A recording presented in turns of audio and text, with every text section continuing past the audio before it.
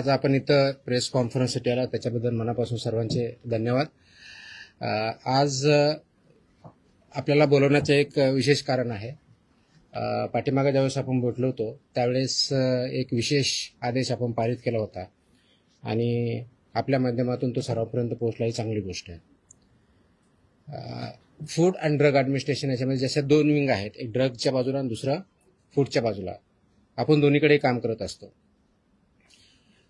तर फूडवरती काम करताना एक लक्षात येतं की आपल्याकडं जे रेग्युलेशन्स आहेत, म्हणजे food safety and standards authority act 2006, 2011चे नियम आणि त्या अनुषंगाने 2011 पासून आत्तापर्यंत वेगवेगळे स्टँडर्ड्स आणि रेग्युलेशन जे तयार झालेले आहेत आणि जे इम्प्लिमेंट करणं अपेक्षित आहे, त्याच्यासाठी एन्फोर्समेंट म्हणून किंवा इम्प्लिमेंटिंग ऑथॉरिटी म्हणून FDA महाराष्ट्रामध्ये फूड अँड ड्रग ॲडमिनिस्ट्रेशन यांची जबाबदारी आहे.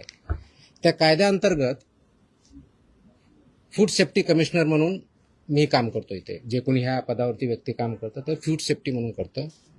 आणि म्हणून आपण जे अन्न या फूड या डेफिनेशनमध्ये येतं ते सेफ असावं आणि ते हेल्दी असावं, हे दायित्व आणि हे इम्प्लिमेंट करण्याची जबाबदारी ही फूड सेफ्टी कमिशनर म्हणून या पदावरती आहे. आयुक्त फूड सेफ्टी कमिशनर राज्याचे जे असतात त्यांच्यावरती प्रत्येक राज्याच्या फूड सेफ्टी कमिशनरवरती आहे.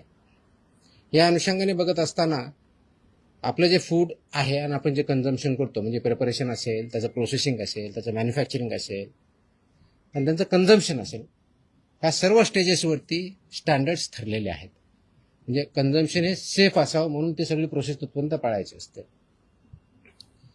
याचा एक महत्त्वाचा घटक जो सर्वात मेन अफेक्ट करतो, मॅन्युफॅक्चर तर आहेच, प्रोसेसर आहेत, पण सर्वात महत्त्वाचा आजच्या डेटला जर बघितला तर हॉटेल्स, रेस्टॉरंट्स, इटरीज, ऑनलाईन जे प्लॅटफॉर्म त्यांच्यामार्फत जे फूड दिलं जातं, विकलं जातं, नागरिकांपर्यंत दिलं जातं, हे स्टँडर्ड्स पाळतात की नाही पाळतात हा एक महत्त्वाचा इश्यू आहे.